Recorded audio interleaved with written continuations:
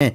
अगर आप ये इनमें से किसी एक को भी, इवन मैं कह रहा हूँ अगर आप 1 रुपया भी छोड़ देते हैं तो आपका जो इनकम टैक्स रिटर्न फाइल किया है उसके डिफेक्टिव होने के चांसेस। इस वीडियो का टॉपिक बहुत ही छोटा है लेकिन बहुत इंपॉर्टेंट है। मैक्सिमम हमारे जो सैनिक भाई हैं उनका मुझे डाउट आ रहा है कि सर डिफेक्टिव नोटिस तुरंत आ रहा है, यानी कि आईटीआर भरते ही उनका जो आईटीआर है वो डिफेक्टिव हो जा रहा है। देखेंगे कि ऐसा क्यों हो रहा है और हमें इसके लिए क्या करने की ज़रूरत है। जैसा कि हर बार मैं आपको बताता हूँ कि आईटीआर भरने से पहले 4 चीज़ें आपके पास जरूर होनी चाहिए। फॉर्म 16 जो आपको आपके ऑफिस से यानी एम्प्लॉयर से मिलेगा, फॉर्म 26 एएस जो आपको इंटरनेट से, एआईएस जो आपको इंटरनेट से, और पेमेंट की डिटेल जो आपके पास पर्सनली होनी चाहिए। तो हमें करना क्या होता है कि जब भी हमें फॉर्म 16 मिलता है हम इसमें देखते हैं कि हमें सैलरी मिली हुई है, ग्रॉस सैलरी 7,90,623 स्टैंडर्ड डिडक्शन, और उसके बाद हम टैक्स देखते हैं 30,225 का और हम अपना आईटीआर भरना स्टार्ट कर देते हैं।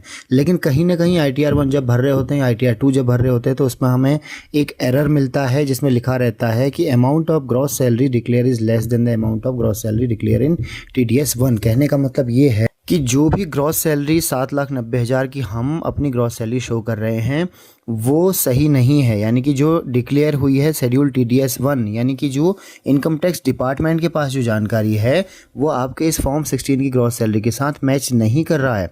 तो इनकम टैक्स के पास जानकारी कहाँ से आती है? जो मैंने अभी आपको बताया था कि हमारे पास 4 डॉक्यूमेंट होने चाहिए, उनमें से जो दूसरा और तीसरा डॉक्यूमेंट्स है फॉर्म 26 और एआईएस, ये दोनों चीज़ें इनकम टैक्स डिपार्टमेंट के पास होती हैं। तो किस तरह का होता है देखिए, फॉर्म 26 एआईएस कुछ इस तरह का दिखता है जिसमें मंथ वाइज आपकी सैलरी जो कुछ भी आपका इनकम है उसका डिटेल रहता है।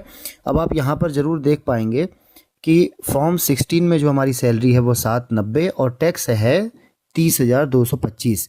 लेकिन जब मैं फॉर्म 26 एएस देखता हूँ तो मेरी ग्रॉस सैलरी 10,43,000 और टैक्स 30,225। अब समस्या ये आती है कि हम क्या ग्रॉस सैलरी 10,43,000 डाल के अपना आईटीआर भरना प्रोसेस करें? नहीं, अभी रुकिए, एक स्टेप और है, हमें एआईएस को भी देखना है।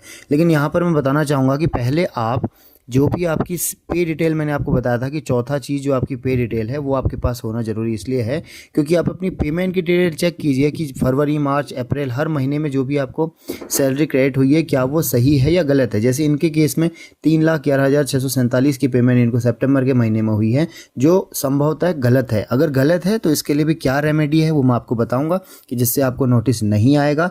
नेक्स्ट हम देखते हैं कि एआईएस एक ऐसी चीज़ है जिसमें सैलरी के अलावा और भी आपके सोर्सेस ऑफ इनकम को दिखाया गया होता है। जैसे अगर हम फॉर्म 26 एएस की ग्रॉस सैलरी को लेकर अगर इनकम टैक्स रिटर्न भरना स्टार्ट करते हैं तो वो भी हमारा डिफेक्टिव हो जाएगा क्योंकि वो सिर्फ हमारी सैलरी है। इसके अलावा भी इस केस में 25 रुपये डिविडेंड से और कुछ पैसा इनका सेविंग बैंक के इंटरेस्ट से आया है और एक एफडी इनकी जो एमओडी या एफडी जो हो रही है उस पर भी 1 रुपये का इनको इंटरेस्ट मिला हुआ है।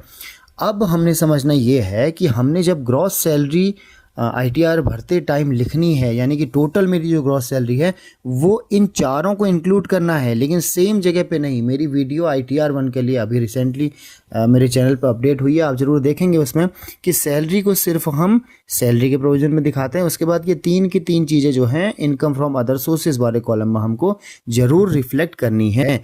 अगर आप ये इनमें से किसी एक को भी, इवन मैं कह रहा हूँ अगर आप 1 रुपया भी छोड़ देते हैं तो आपका जो इनकम टैक्स रिटर्न फाइल किया है उसके डिफेक्टिव होने के चांसेस रहते हैं। तो हमें करना क्या है कि जब भी हमें फॉर्म 16 मिलता है हमें सबसे पहले अपना एआईएस 26 एएस चेक करना है, देखना है कि क्या हमारी ग्रॉस सैलरी एआईएस की ग्रॉस सैलरी के साथ मैच कर रही है। अगर नहीं तो स्टेप नंबर 1 आगे मैं आपको वीडियो में बताता हूँ कि क्या करना है। और ये देखना है कि जो टैक्स डिडक्टेड है क्या वो हमारे 26 एएस के टैक्स डिडक्टेड के बराबर है। अगर नहीं है तो भी मैं आपको बताता हूँ क्या करना है। और तीसरा, कहीं अदर सोर्सेज से तो हमें इनकम नहीं है, इसको ज़रूर चेक करना है और उन सोर्सेज को भी इंक्लूड करना है अपने आईटीआर के फॉर्म में। चलिए जल्दी से देखते हैं कि कहाँ से आपको 26 एएस एआईएस मिलेगा और इसको करेक्ट कैसे कर सकते हैं। सपोज़ कि जो मैंने अपनी सैलरी यहाँ पर देखी कि 3,11,000 मुझे जो ये मिला हुआ है ये गलत है, तो मुझे इसको करेक्ट कैसे करना है? सबसे पहले तो मुझे कंफर्म हो जाना है कि ये जो मेरी सैलरी है ये बिल्कुल सही है। और इसकी कंफर्मेशन के लिए जैसे मैंने एक पिछली वीडियो में बताया है कि किस तरह से आपको 12 महीने की सैलरी का एक टेबल बना लेना है। उस टेबल से आपको जब आप कैलकुलेट करेंगे तो पता लगेगा कि ये सैलरी सही है या गलत है। कई बार फॉर्म 16 भी गलत हो जाया करते हैं, लेकिन अगर आपका फॉर्म 16 बिल्कुल सही है, आपका एआईएस और 26 एएस गलत है, तो आप इनकम टैक्स के पोर्टल पे आ जाइए। एआईएस के करेक्शन के लिए जो फीडबैक देना है उसके लिए आपने गूगल में किसी भी ब्राउज़र से गूगल में www.incomedex.gov.in पर क्लिक करना है, इंटर कर देना है। यहाँ से आपको जो पहला वाला होम टैब मिलता है इस पर आप पहुँचेंगे, लॉगिन पर क्लिक करेंगे। लॉगिन पर क्लिक करते ही यहाँ पर यूज़र आईडी मांगी जाती है, आपका पेन नंबर होता है या फिर आधार नंबर। कंटिन्यू करेंगे, नेक्स्ट पेज में अपना पासवर्ड डालेंगे और लॉगिन हो जाएंगे।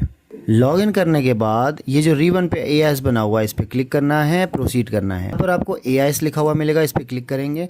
यहाँ आपको मिलेगा टीआईएस और एआईएस यानी कि एनुअल इन्फॉर्मेशन स्टेटमेंट और टैक्स पेयर इन्फॉर्मेशन समरी। आप समरी चेक करना चाहते हैं तो यहाँ से टीआईएस पे क्लिक करेंगे। टीआईएस की समरी जो मैंने आपको इनिशियली दिखाई थी वो यहाँ पर आपको दिखाई देगी। इसमें से आप क्लिक करेंगे सैलरी पर। सैलरी पर क्लिक करते ही आपका पेज कुछ एनलार्ज हो जाएगा, यानी कि उसकी डिटेल्स खुलने लगेंगी। इसमें आपको दिखाई देगा कि 10,43,000 भी है और 7,90,000 भी है। तो 10,43,000 वाले पे क्लिक करेंगे जिसको हमें करेक्ट करवाना है। अब आपको यहाँ पर आपकी मंथ वाइज सैलरी दिखाई देगी। इनमें से जिस सैलरी को आपको करेक्ट करना है, जिसके अगेंस्ट आपको कंप्लेन करना है, उस पर क्लिक करेंगे। अगर ये एक्सपेंड होती है तो ठीक है, अदरवाइज अगर एक्सपेंड नहीं हो रही है तो ऊपर आएंगे, यहाँ पर बल्क फीडबैक का ऑप्शन बना हुआ है, इस पर क्लिक करेंगे। बल्क फीडबैक के ओपन होते ही यहाँ पर आपको तमाम सारे क्वार्टर्स और मंथ दिखाई देंगे। इसे आप स्क्रॉल डाउन करेंगे, यहाँ पर आप धीरे से इसे बार को ऊपर नीचे करेंगे तो आपको वो सारे मंथ दिखाई देंगे। इनमें से जिस मंथ की सैलरी के अगेंस्ट आपको फीडबैक देना है वहाँ पर क्लिक करेंगे और कंटिन्यू करेंगे। यहाँ पर आपको फीडबैक के ऑप्शन मिलेंगे, यहाँ पर डिटेल पूरा मिलेगा आपको कि Q2 जुलाई सितंबर में 31 अगस्त 2023 को जो आपकी 3,11,647 की सैलरी अमाउंट पेड दिया क्रेडिट दिखाया गया है, जिसमें आपका 10,979 रुपीज़ का टीडीएस डिपॉजिट किया गया है। इसके अगेंस्ट आपको यहाँ पर कंप्लेन करना है यानी फीडबैक देना है। इनमें से आप जो करेक्ट है उसको चूज़ करेंगे, इन्फॉर्मेशन इज़ करेक्ट और इन्फॉर्मेशन इज़ नॉट टैक्सेबल, जो भी आपके केस में है उसको सेलेक्ट करेंगे और यहाँ से सबमिट करेंगे। इस तरह से आपने एआईएस के अगेंस्ट अपना फीडबैक जो है वो सबमिट कर दिया है। किसी दूसरी तरह की सैलरी में या किसी दूसरे सोर्स ऑफ इनकम में भी अगर आपको डाउट है तो आप एआईएस में करेक्शन के लिए अपना जो फीडबैक है वो दे सकते हैं। लेकिन ज़रूर चेक कीजिए इनकम टैक्स भरने से पहले कि आपके सोर्स ऑफ इनकम सारे के सारे क्लियरली मेंशन्ड हैं, आपने सारे के सारे कंसिडर किए हुए हैं, अदरवाइज आपका जो रिटर्न है वो तुरंत डिफेक्टिव हो जाएगा। तो दोस्तों अगली वीडियो बनाऊंगा कि अगर आपका रिटर्न डिफेक्टिव हो जाता है तो उसे किस तरह से आप रिजॉल्व करेंगे, उसका रिस्पॉन्स किस तरह सबमिट करेंगे। बने रहिए मेरे चैनल के साथ, सब्सक्राइब कर दीजिएगा और बेल नोटिफिकेशन भी दबाइएगा। आज की वीडियो में इतना ही, आपका दिन शुभ हो।